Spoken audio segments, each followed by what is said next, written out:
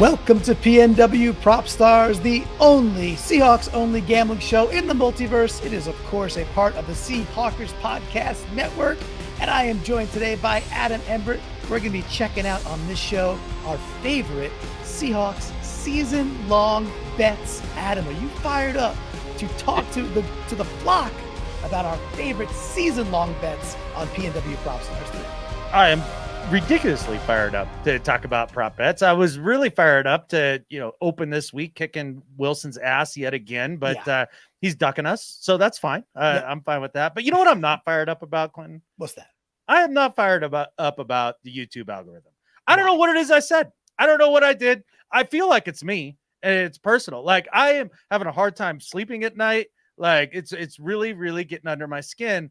And what I need, guys, we need you to subscribe, like, share, do all the things. I know it's annoying, but if you don't do it, I can't sleep. And if I can't sleep, then the shows get worse. So if they do get worse, I mean, that's on you guys. So, get in there, like and subscribe, help us out. And thank you very much in advance for all of that. Let's talk some Seahawks prop bets. I've been looking forward to this all year. I've been jonesing for this show. I know everybody else has been. Let's go through them here, because I'm going to kick your ass in lieu of Wilson ducking us. Okay, well, we're going to see. It's going to take us a year to find out, but I'm just telling you now. Follow my shot. I'm baby. Kind of the fun. These are like the long scratchers. Like you get the lotto tickets, the scratchers and the long play bingos where you sit there scratching for like 27 minutes to figure out you won $2 and you're like, oh, it's better than losing. So $2 is all right. You can live with it. So right now we are in the season long bets. So it's again, the long plays. And I went to both DraftKings and FanDuel to kind of check out what these prop bets were. And it's kind of cool because gambling is getting so huge that every single year there's more and more and more cool stuff out there, right? So let's see. You said you had 3 you absolutely loved. You loved. Don't just I'm in love. These are surefire, making money, and they are great bets for being a Seahawks fan because you get to root for cool things. Yeah. Long-term rooting. So, why don't you take the first one? You got 3 you love. Hit us with that first love. All right. This is the most boring of the 3 for sure, but I love it. And the reason I love it is Geno Smith is going to go over 3,900 passing yards this year. And you get plus odds for it. Yes. So that he just has to get 3,901 yards. You get plus 125. And the reason why I love it, the reason why I think it's almost a stone cold lead pipe block. Number one, he had 4,200 yards last year. Okay. If you look historically at what this sort of offense does when it's really humming, when they have talent at all the different positions and they have a good run game, a la Jared Goff, Todd Gurley, and that McVay offense that Waldron runs here in Seattle. Jared Goff was throwing well over 4,200 yards in each of those years that they were really humming. And this offense is loaded with talent all the way across. We've talked about it ad nauseum. I think there is no possible way short of injury, which you can't predict any of that anyway. So, don't worry about it. He doesn't really have a big injury history. Geno over 3,900 yards, stone cold lead pipe block. Absolutely. And again, you're getting plus 125 on that, right? That's which is amazing. Love that one so much that I took a small variant on it. And it's very similar bets. So I'll get right to it. This one I found, I think the one you saw, was that on DraftKings by chance? That was on DraftKings. Yeah. So I found this one on FanDuel, which is kind of cool because I live in Connecticut. I have access to both of them. So I could literally juxtapose, like, oh, you're paying me a little more money this week. So I'll put it over here. The bet's a little bit different, but Geno, 4,000. So 4,000 or over, which I still like a ton. But you're getting plus 140. So just 2 little shades. A little spicier? Yeah, a little bit spicier. For you, 3,901. I'm getting plus 15 more. However, plus 125 at 3,901 is a great way to get us out of the gate here. I'm going to go to one that was a little bit riskier, and then I'll get back to one for my third that's a little bit safer. I got 2 here that I liked, but I'll go with this one. All right, this was also, I think this was in DraftKings. There was you could get there and go to like the defensive props. And they scroll all the way down and kind of check out different things around sack leaders or just overall sacks. There was this little gem sitting there, Nwosu, 12 sacks or I take it from you, 12 or more sacks, plus 550. I like that bet. I mean, That's a lot of. You should again, just like that bet, Clinton. You should love that bet. It's like a the banger, plus, dude. I like the plus 550, right? Yeah. Again, for folks doing the math at home, that would be you bet 10 to win $55. It's pretty damn good. I think Nwosu will clearly be over. I think he'll be over 10 this year. So you're in the range already. So then you're in that range of like just one or two, either a little bit of luck or happens to get the guy down this time, doesn't slip through his hands. He had a couple of those last year. To me, he was very, very close to having 12, 13 last year. There was several times where dudes escaped at the very last second on him. And I think overall will be that much better at rushing the passer this year. So obviously you love it too. Nwosu, 12 or more sacks at plus 550. I like it. You love it. So where's the love come from on this one? From a couple different places. Number one, I've been saying this like a broken record since they signed Draymond Jones. The idea of having Draymond Jones as a premier interior pass rusher is going to do nothing but make Nwosu better and the other edge rushers better. It's the way football works. I'm going to put my fake money where my real mouth is on this one. That's what I love very, very much. The other thing about it is, go back and look. Nwosu has increased in sacks every single year for the last 4 years. Every single one. And then you brought up the idea of he could have easily had 12 sacks last year with just a couple finishes that were a little bit better. And when the quarterbacks have nowhere to go because Draymond and company and Jared Reed are pushing from the inside, I love it. Is it a guarantee? No. But for plus 550 as the Seahawks premier edge defender, they didn't bring anybody else to compete with that. He's the guy. I love it. Yeah. Love how you framed it up. Love the Draymond Jones effect. I think it's a nice, sneaky, under the radar bet where not too much of the NFL world knows Nwosu, so he just is not that kind of dude. So you get those plus 550 where I feel like a guy of his ilk, if he's playing on the East Coast, you're looking at the same bet at like plus 300 or something like that, because there's just more knowledge of the dude and more money going his way. So I'll take that non-biased PNW star out there. This is now back to you for your third. Let's see if you could rob one for my category. Okay, so I'll give you my stand-in second bet here. Yes. So this one, again, this is in my love category. Tyler Lockett to have one game of 150 receiving yards in the regular season. Plus 350. That's a spicy meatball right there. And here's the crazy part, Clinton. You know how many times he's done that in the last 4 years?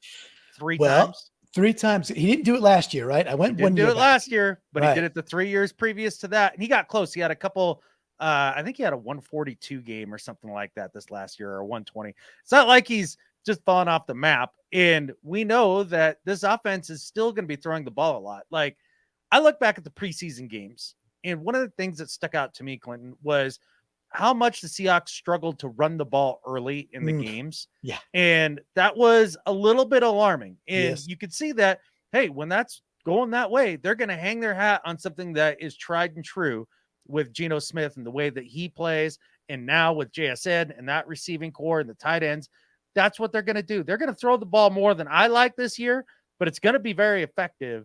And Tyler's going to have that day, because there's always, this is how it kind of goes in the Seahawks receiving core. There's a DK day, and then there's a JSN day, and then there's another DK day, and then there's a Lockett day, and then another Lockett day, and then back to DK. And then it's kind of the way it works, is if you're going to focus all of your doubles and things like that on DK or JSN, then Tyler Lockett's going to eat your lunch all day. Yeah. And being the more underrated of the three, he's probably the guy that you leave in one-on-ones a little bit more often, and that's a feast for Tyler. So, yeah, man, 150-yard receiving game or better, plus 350. Plus 350. Those are some very good odds right there. I do like that. I looked at that one. It was on my radar, and so I started to do some. The level of research I got to was I did look at last year. I was like, oh, he didn't hit that last year, and I just didn't have a chance to go back and look at the years previous. So I'm glad you did. Did it multiple times in those previous 3 years too? Really? Yeah. It's not like it was just a one-off. Yeah. I really was attracted to it. I was like, ooh, he must have done that, last year. Cause I was thinking the Saints game. In my brain, I'm like, oh, what, he probably, in my brain, that was like a 1,200-yard game for the guy, right? With those gorgeous touchdowns. So I was surprised to see he didn't do it last year. However, I'm not surprised to get the rest of the story from you there. They're like, no, he's done this multiple times the last 3 years besides last year. So totally dig it. And we were on the same wavelength. Mine doesn't pay quite as well. My third one here that I liked quite a bit. This one was similar. And if he's having these 150-yard days, those typically come with at least a touchdown, probably 2 touchdowns on those kind of days. There's a lock-it bet out there that is 6.5 touchdowns or over, plus 125. It's like, okay, well, he is the only player in the NFL who's had 8 or more touchdowns for 5 years running. The only one. And those kinds of dudes, when you had like Mike Evans, when he did that for whatever it was 7 or 8 or whatever, how many years he did that in a row. These are train keep a rolling type guys. I don't see a scenario where he's at 6 or under. I really don't. If that hits, if it hits below, then I think the team's in a little bit of trouble, because I don't think it's just like, oh, DK had a monster year and JSN had a monster year and then more tight ends scored more touchdowns.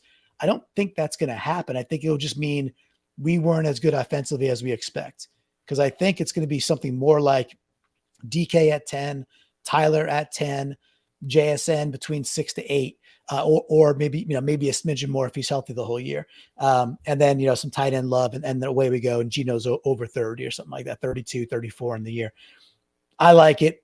6.5 or more touchdowns, really 7 touchdowns, plus 125. How do you feel about that lock at one versus the big 150 game? Lock it up, baby. I mean, 6 or more, that seems like a slam dunk for Mr. Consistency. 6.5. So you have to have 7. So you need 7 touchdowns to win. All right. I do like it. I think that's a little low on the odds, but you know what? I mean, for more of a surefire bet, I think that's fine. Now, the one thing about it is that when you look at some of these players, you're like, well, Mike Evans did it for a run. And, at some point you see a big guy like that in the league and you're like, ooh, it's probably going to be the year that he falls off. Or you can start to see a little decline in play or things like that. We're not seeing anything along those lines with Tyler Lockett, and in an offense that I think is probably going to have to rely on the passing game more than I'd like. Yeah, that seems pretty surefire. If he does end up under 6, that means it's not bad for the team. That means K9 is ripping it up in the red zone, and the team has gotten better there, and we're scoring even more points. So that could be the way. That could be the way that it tilts. Yeah, that's the positive way that this could go under. I just think he's gonna cruise to what he does, 8 to 10 a year, and just lock it up like you said. All right, did you give your third? I think you might have. No, I have not. I've only given you 2 because I would have given you a Nuosu, but you took it, so I'm going to give you that one. Gotcha. Right, even though that's a love bet. So that's a love. Enjoy my sweetheart. I hope you guys have fun together and you get married. But I'm trying to decide here. I've got 3 to choose from. And one's not very spicy. One's pretty spicy. And one is hot. I'm going to go with, screw it. We're going big. Go big or go home. Sure. JSN for rookie of the year, plus 2,000. Let's go. I have been sold by everybody and their dog on JSN and what he's going to be to this offense. And seeing a little bit in the preseason of what he's capable of, how easily he gets open. Like, he's going to definitely be at the top end of that conversation. Now, here's why I like it a little bit more than maybe I should. CJ Stroud is in a terrible situation in Texas, down there in Houston. Like, that's going to be a tough season for him, because it usually goes to a quarterback, right? You do anything as a quarterback, then you're going to win it. Yep. So I think CJ Stroud had some of the best odds, and then Bryce Young actually had way better odds than him. I don't get it. I really don't. I've watched Bryce Young in the preseason. That's exactly what I saw at Alabama. It is unbelievably underwhelming, and that offensive line has had a hard time protecting him as well. I try not to talk about his size because I think that's a little unfair, but just a quarterback play alone is dink and dunk, 5-yard outs, 5-yard slants. Gross. That you can't win rookie of the year doing that. You can't. I'm sorry. Shouldn't, right? Yeah. You shouldn't.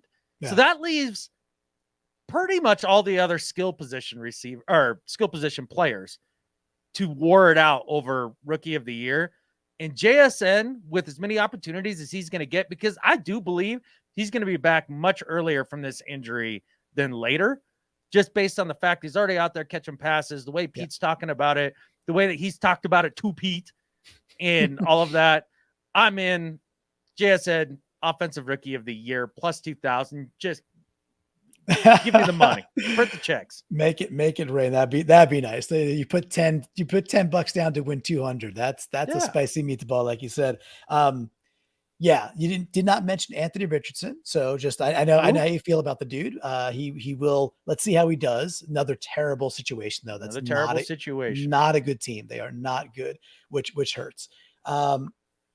He may do some interesting things. In fact, I'm sure he will. He's gonna have some splash plays. Oh, for sure. Like, don't get it twisted. No. It's impossible for him not to. Like, that's how good of an athlete that guy is. Then you got the other wide receivers that are pretty interesting. You know, Jordan Addison up in Minnesota. So you got JJ, obviously Justin Jefferson, but then there's a kind of a big, got Osborne as their third, kind of a big vacancy sitting there with Addison. He's looked really, really good in the preseason. So, and the Vikings like to throw the ball all over the yard, and they play indoors. A lot of things kind of add up that Addison should get. It's a regular season award, and Kirk's good in the regular season. Yeah, exactly. He's a good. That's exactly what he is. And then, of course, a lot of love still going to Zay Flowers. So Zay over in Baltimore. Bateman still a little bit, not exactly 100% healthy, coming back, but just not really sure if he's the guy or not. And Zay had a nice preseason. We'll see. OBJ. They get OBJ now as well, for sure, which I think actually helps Zay. Right. So it's not like it's Zay and nobody. It's like, all right, OBJ is not the burner by any means. Savvy, great route runner, obviously amazing. Some of the best hands ever in the NFL. That'll be good for Zay Flowers. So I would be terrified to bet on Zay Flowers on a bet like that, because then you're betting on Lamar Jackson's health, and good luck with that. Well, that's true. That's true. And of course, he's still going to run the ball a lot because he's Lamar Jackson. And when you run the ball, you take your hits. So I do think that offense is going to be quite potent if they can stay healthy. I think it's exciting. They're a good offense, man. We don't know what they're going to be. That's the cool part. Is you talk about the Ravens still, right? Yeah. I think I think between Monken, like the way they want to run the offense, they want to throw the ball more. And now you got J.K. Dobbins the year after the year where he was hurt. He's a good running back, man. So you already have a good tight end there. I'm kind of scared of the Ravens in general. Not excited for playing them, but I think Zay Flowers got a nice chance.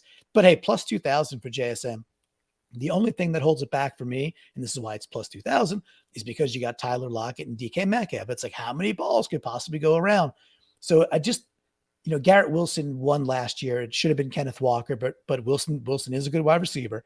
Mm-hmm. And he had, I think, about 1,100 yards last year, like 1,050 or something like that. So I think that's the level you gotta think JSN can get to, is probably 7 to 9 touchdowns and maybe 1,000 to 1,100 yards to be in the rookie of the year category.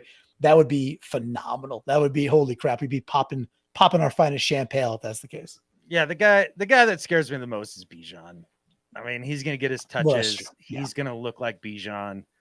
I mean, that could be the thing that sinks it, and they're going to run, and they will run the crap out of the ball with Atlanta's big ass line and, good blocking. Again, that's Bijan's going to, and of course he's the Sauce Gardner of the year. So if he's really good, somebody who doesn't have that kind of, not on the cover of Sports Illustrated is not going to get the love in the voting system is all. I will say JSN has gotten that sort of hype. Oh yeah, that's true. Season. Yeah. So even though he's in Southeast Alaska, like it could still pop for him. Pretty darn good. All right. So we gave 3 each. We did talk about, well, you already went to one that was a big spicy one there. So I'll throw one bonus one out there that I think is fun. I was surfing deep in the DraftKings algorithm and there was a lot of categories and subcategories. I'm scrolling. I'm like, ooh, this is interesting. So this was K9, 100 yards rushing in the Seahawks' final 3 games of the year. Ooh. So the final 3 games of the year start on Christmas Eve versus the Titans. Actually, a very good run defense last year. So maybe my bets in dire straits. Yeah, might have lost it there. Then the Steelers at home. Steelers are a pretty good defense. It does end with the Cardinals. For some reason, I thought this was easier. It's not as easy as I thought. So maybe it hurts the odds, but the odds are plus 1,200. So again, for the folks out there, during the week, it's obviously a bit different because A, it's not season-long bets, and we actually talk about the matchups too. We Yes. will be taking bets against the Rams, but we also might be like, you know what? I like Tyler Higbee of the Rams tight end to have 4 receptions or more. Then we'll talk about why. It's like, well, because I want to see Bobby Wagner actually cover somebody because I don't think he can move laterally like he used to. And we'll get into analysis that way too. So it's a whole different bowl of wax when it's not the season long ones. And it's lots of fun. Any ideas as we do head into anything you're looking for when we do get to next week and we start looking at the Rams game? You're starting to think about what areas are you most interested in kind of pursuing for bets? Because we don't know the odds yet, but are you starting to think about areas? Oh, geez, Louise, who's starting at running back for the Rams? Is it going to be Akers? Yeah. Okay. He's not good, but I haven't seen anything to tell me that we're going to be massively better at defense in stopping the run yet. And they're going to want to protect Stafford, especially with an offensive line that has so many moving pieces and all of that. So yeah, Cam Akers over whatever. I'm betting that. Some of the whatever the yards are is probably a safe bet, and it will be very interesting. Cooper Kupp he re-injured that hamstring yesterday, and I hadn't heard that one. Oh yeah, okay. So he pulled up lame. So he got hurt on August 1st. He got hurt August 30th. McVay's already said he's day to day, but the rumors are it's really more like week to week. So as we're recording this on Friday night, still 10 days or so, or 9 days away from the game. It does not look very likely that he'll be playing game 1, which would be, which we'll talk about throughout the week. We'll talk about on this show as well, because I'm sure that'll actually open up some avenues for some of the other dudes. What's the one dude's name that EJ and company love? Puka? Is it Puka? Yeah. Puka Natua? I think is. Sure. Yeah, that sounds good. You bet. Yeah, but it is. It's like Poku or Puku. I think it's Puka. Yeah. I think it's Puka, which is a fun name. So yeah. And by the way, I'm telling you right now, the one bet I want them to have this bet so badly, because I've been talking about it now for weeks, is I really, really want first touchdown of the game, Jake Bobo. I want to see what they'll pay us to put a little bit of money on the Bobo train, so all the Bobros could go bananas if he does happen to come down with the first touchdown of the year. Clinton, what do you want? Do you want a little more of something? Like, what are you looking for? Are you looking for more Bobo? No, yeah, a little more Bobo. Yeah, of course. More Bobo. All the Seahawks content. Just subscribe. And I think with that, there's only one thing left to say. Go Hawks.